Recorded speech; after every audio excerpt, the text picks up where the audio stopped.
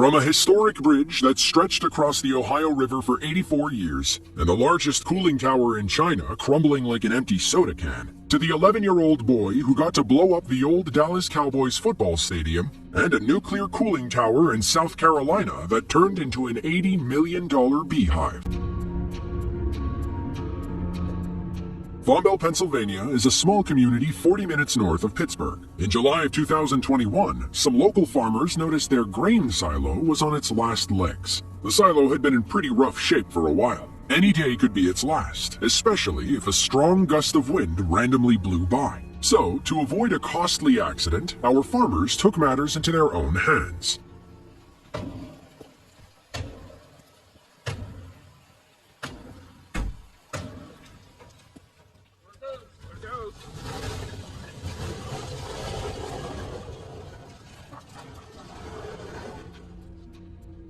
At least they knew what they were doing. You can see where part of the silo was cut like a tree to ensure it fell in the right direction. But we're not sure what that banging sound is. Maybe someone was on the other side, smacking the silo with a sledgehammer. The way the silo falls is the coolest part. It's like when someone pretends to walk down a flight of stairs behind a low wall. The Fort Steuben Bridge stood for 84 long years. It spanned over the Ohio River, connecting the communities of Steubenville, Ohio and Weirton, West Virginia. But on February 21st of 2012, it only took a few seconds to come crashing down.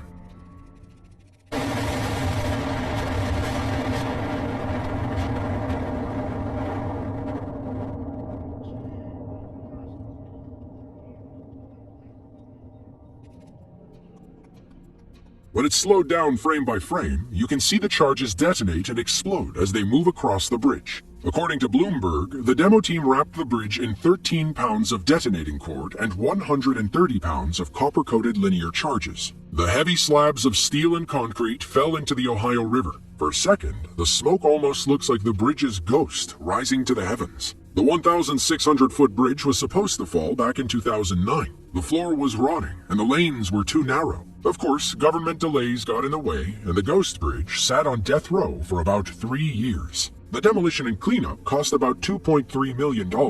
You can see the workers hauling pieces from the river and cutting them up for disposal. Jerry Jones loves his Dallas Cowboys. He loves them so much that he spent about $875 million to build AT&T Stadium in the mid-2000s. The city of Arlington, Texas chipped in another $325 million. The Cowboys used to play at Texas Stadium in Irving, Texas. Once Jerry moved the team, the city of Irving had little use for a pro football stadium. On April 11th of 2010, the Weir Brothers Demolition Company rigged the old stadium to blow.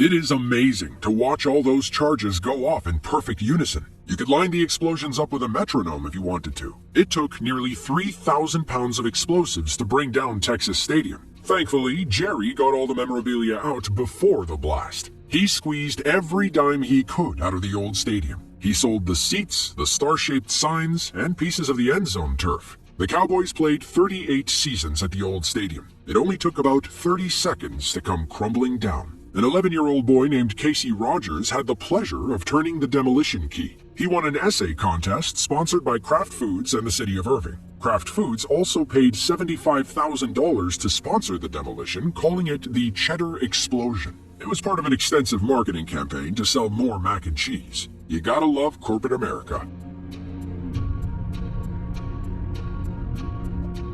The Savannah River Site, or SRS, was built in the 1950s to refine nuclear materials for use in atomic weapons. It covers 310 square miles near the Savannah River in South Carolina, hence the name. The U.S. Department of Energy owns and operates the entire facility. The site got in trouble in the 90s for violating the Clean Water Act. It turns out Reactor K was releasing scalding hot water into the Indian Grave Branch, a tributary of the Savannah River. To fix it, they built an $80 million cooling tower about 3,000 feet away. The idea was to pull water from the reactor and cool it before it could harm plants and animals. Cold War tensions cooled off, and the site didn't have use for Reactor K or the brand new cooling tower. Bees took up residence and turned the 450-foot structure into an $80 million beehive. Since that was a gross waste of taxpayer dollars, the DOE tore it down in 2010.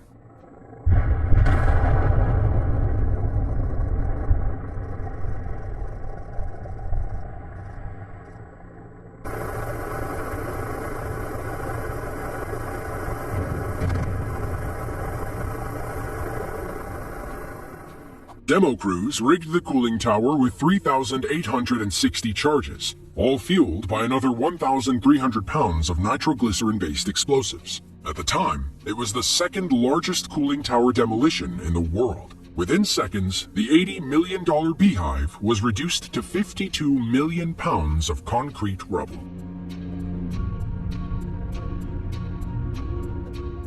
On June 27th of 2022, 12 years after the SRS cooling tower came down, demo crews blew up a similar structure in Hangzhou City, China. This one, however, had nothing to do with bees. The 492-foot tower simply stopped working in May of that year. Demolitions like this take years to happen in the United States. In China, it only takes a few months.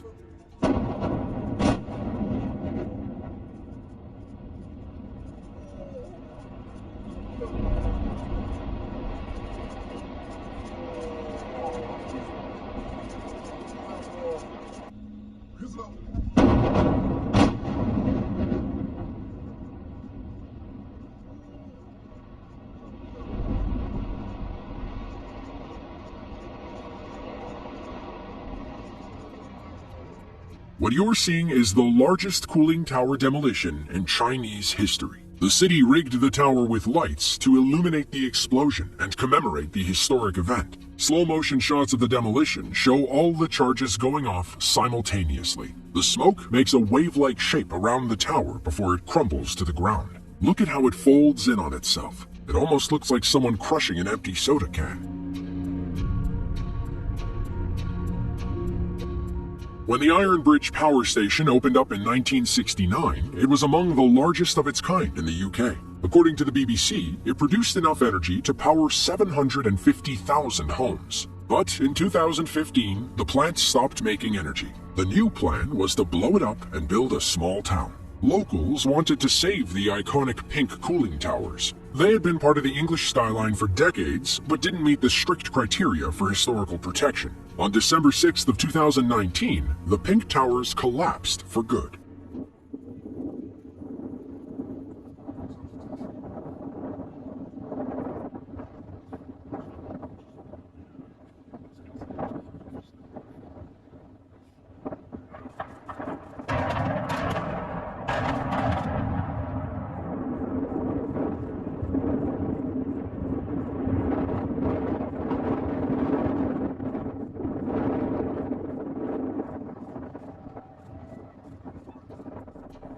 Like the Chinese tower, these English towers look like crushed soda cans before hitting the ground. Blowing them up marked a crucial milestone in a 27-month demolition project. Before they could even rig the towers, crews had to remove 16,000 tons of asbestos from inside. And because the towers were right next to a train track, the team had to be extra careful. The 4 towers measured 410 feet each. Because of their size and the number of explosives needed, nobody was allowed within 1,100 feet. That didn't stop locals from packing the nearby hills and roads. People sat with their cameras to say goodbye to their favorite local landmarks.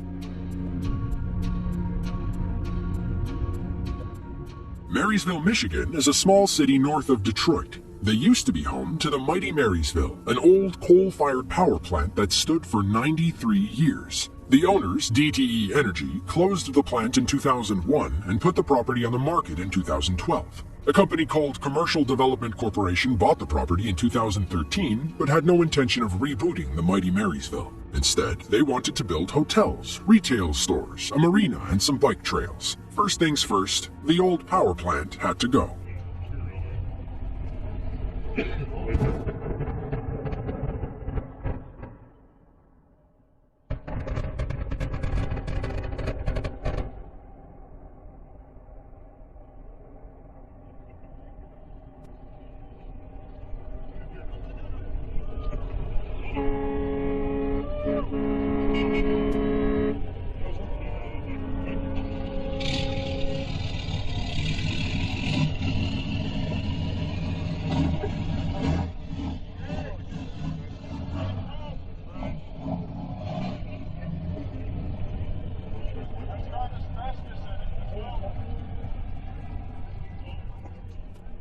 A group of Canadians watched the demolition from across the St. Clair River. But let's be honest, the person driving by on the boat had the best seat in the house. The dust cloud stretches for hundreds of feet in every direction. It almost crosses the border into Canada. Slowed down, the explosions look like surges of electricity shooting across the support beams. 1, 2, 3, 4, 5, 6, 7, 8 of those surges go by. You can just barely see the support beams buckling under the weight. Watching the mighty Marysville fall is like saying goodbye to a bygone era of energy production. As of 2023, there are only 224 active coal-fired plants left in the United States. Home to over 630,000 people, Glasgow is the most populous city in Scotland. They were also home to the tallest residential buildings in Europe. The Red Road Flats were 8 massive apartment buildings built in the 1960s. In their prime, they were capable of housing 4,700 people. In October of 2015, Glasgow decided to blow them up.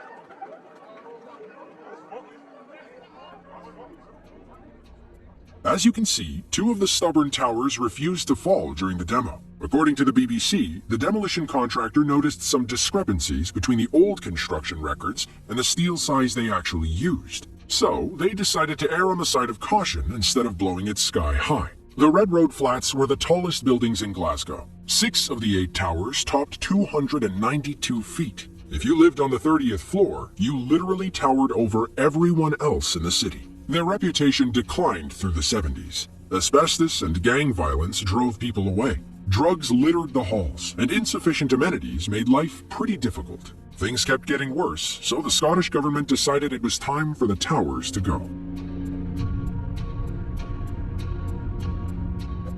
The Munmorah Power Station was a massive coal-fired power plant north of Sydney, Australia. It was built in the 1960s and supplied power in eastern New South Wales. In July of 2012, the power station's owner, Delta Electricity, announced that they were closing the plant after 45 years. Energy demand was falling, and parts of the facility needed costly repairs. We're talking like $400 million worth of repairs. It was cheaper to tear it down and sell the 500 acres of land. So, that's exactly what they did.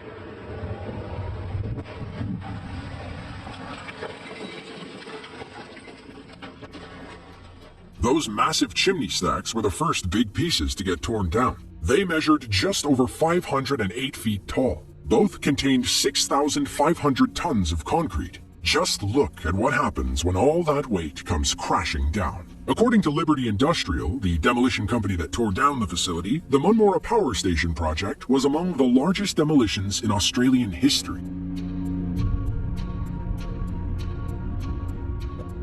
Iowa State University is among the most famous colleges in the United States. Located about 30 minutes north of Des Moines, the school is famous for being the birthplace of digital electronic computing. They also played a crucial role in the Manhattan Project during World War II. Some of the brightest minds in ISU history likely lived in either Storm or Knapp Hall. Storm and Knapp were two student housing complexes built in the mid-1960s. Decades passed, and maintaining the historic towers was getting too expensive. In July of 2005, they decided to tear them both down.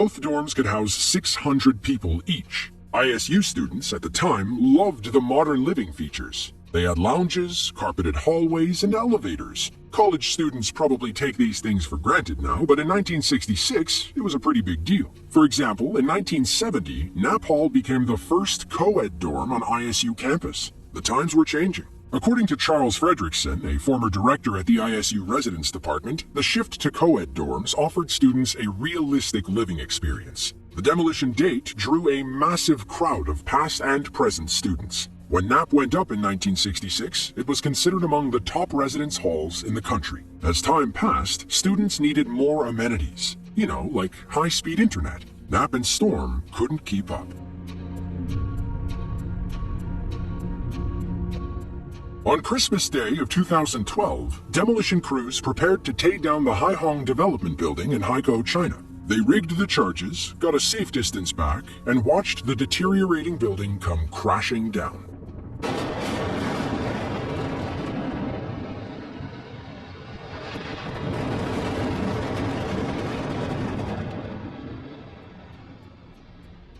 Just look at all that dust and debris. Hopefully, the people living in the nearby apartments remembered to keep their windows closed. We're not sure why Haikou City decided to tear this building down. China's had a turbulent history with unfinished high-rise projects in recent years. For example, a company called Evergrande used to be one of China's biggest builders. Then they fell over $300 billion in debt and had to tear down many unfinished buildings. In the heart of Detroit, Michigan, once stood the J.L. Hudson department store, one of the most iconic stores in the world. Construction started in 1911 and wasn't fully completed until 1946. Nonetheless, it became increasingly popular over time thanks in part to its unbelievable size. The building spanned 2.1 million square feet, with 32 floors and a height of 410 feet. To give you an idea, it was about 49 acres in size. Over 200 departments were featured, with over 600,000 items for sale sourced from 16,000 suppliers. To serve the throngs of visitors arriving daily, 12,000 workers were employed. At its zenith, the store served 100,000 customers every day. In 1954, Hudson's had a revenue of more than $163 million, equivalent to $1.28 billion in today's money. The store's fortunes began to decline in the late 1950s and early 1960s as the city's population shrank due to the rise of suburbs and the freeway network. Shopping centers and other alternative retail sites opened, luring customers away.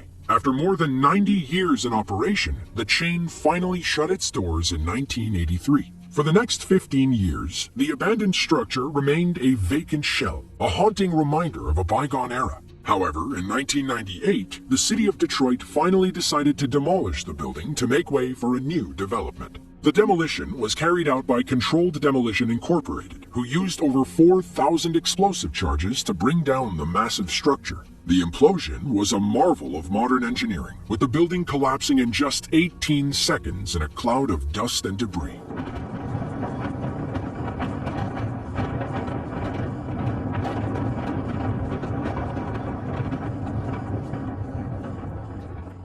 The demolition of J.L. Hudson's was a bittersweet moment for many Detroiters. While the buildings had long been an eyesore and a reminder of the city's decline, it was also a symbol of the city's rich history and past glory. However, others saw the demolition as a necessary step towards revitalizing the city and creating a brighter future. Today, the land is home to the Hudson Site Development, a mixed-use building set to complete in 2024. Once it's done, it'll be the second tallest building in the city at 685 feet, or 208 meters.